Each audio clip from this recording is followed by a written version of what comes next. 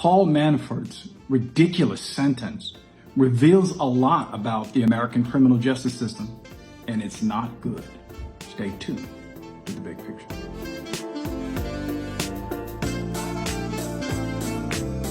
So first of all, let me welcome you back to The Big Picture, and let me tell you that I'm so excited to know that you're engaging and you're sharing the posts.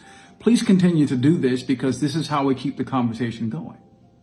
Now let's talk about Paul Manafort, the one who ran President Trump's presidential election, the guy who committed various criminal acts, was convicted of 8 different felonies, one of them being conspiring against the United States of America. He ends up with 47 months in federal prison.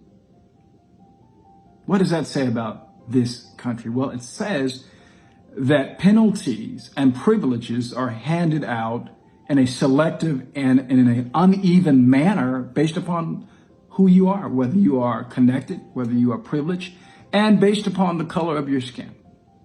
Now, let me offer for an illustration or a juxtaposition the case of former Congresswoman Corrine Brown in Orlando, Florida.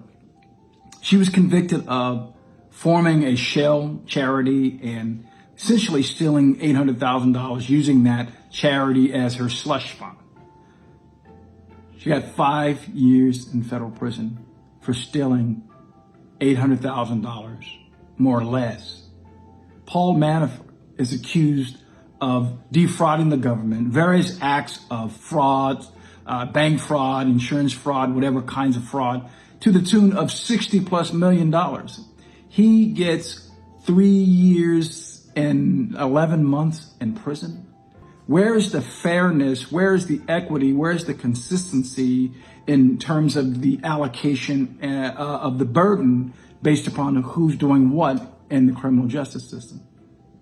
Well, the short answer is that the American court system, I'm very careful not to call it a criminal justice system, because when it comes to people of color, particularly African Americans, there's not much justice, especially on the criminal side.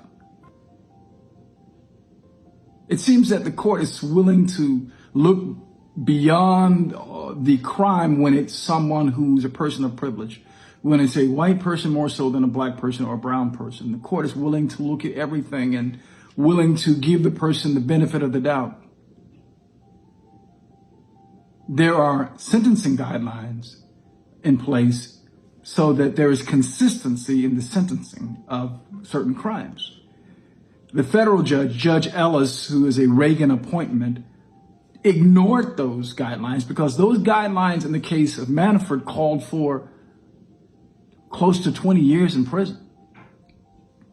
But he was, in the words of the judge, otherwise a model citizen. Well, he spent 10 years trying to betray this country.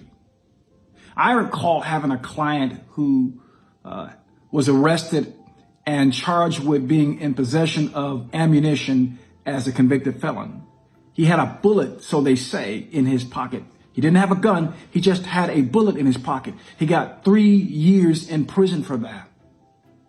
3 years in prison for having a bullet in his pocket. This guy, Paul Manafort, betrays the country to the tune of $60 million. He's all about money, and that's his loyalty, not to the United States of America, but to the almighty dollar. And for that, he gets 47 months in prison.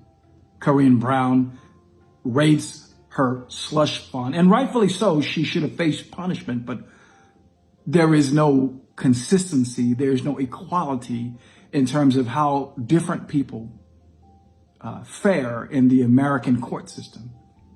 If you're white, you're going to be all right. If you're black, your outcome will be whack. That's what I know. It's not what I think. It's what I experience every day. Those are my thoughts. I'd like to know what you're thinking. That is, for this day, The Big Picture.